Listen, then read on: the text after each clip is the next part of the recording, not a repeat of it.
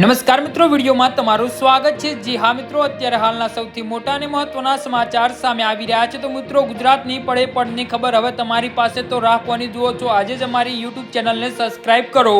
અમદાવાદના જુલાઈના અંતમાં પડેલા વરસાદ બાદ ગરમી અને ભેજભર્યા વાતાવરણ વચ્ચે મોસમી બીમારીઓએ માથું ઉંચક્યું છે। શહેરમાં વાયરલ ચેપ અને એકના એક દર્દી સામે આવી રહ્યા છે, જ્યારે એક જ પરિવારમાં એકથી વધુ સભ્યો બીમાર પડવાના કિસ્સાઓ પણ ડોક્ટરોને મળી રહ્યા છે।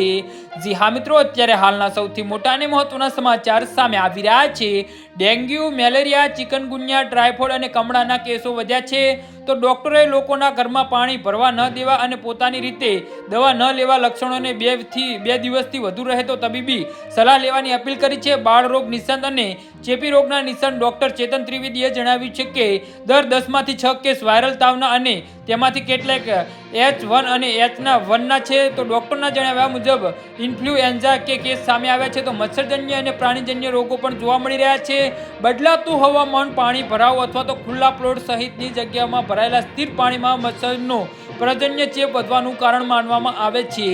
જી હા મિત્રો, તો આના વિશે તમારું શું કહેવું છે તો નીચે અમારી કમેન્ટ બોક્સમાં જરૂરથી જણાવજો અને અમારી યુટ્યુબ ચેનલને સબસ્ક્રાઇબ કરવાની ભૂલતા નહીં। ધન્યવાદ।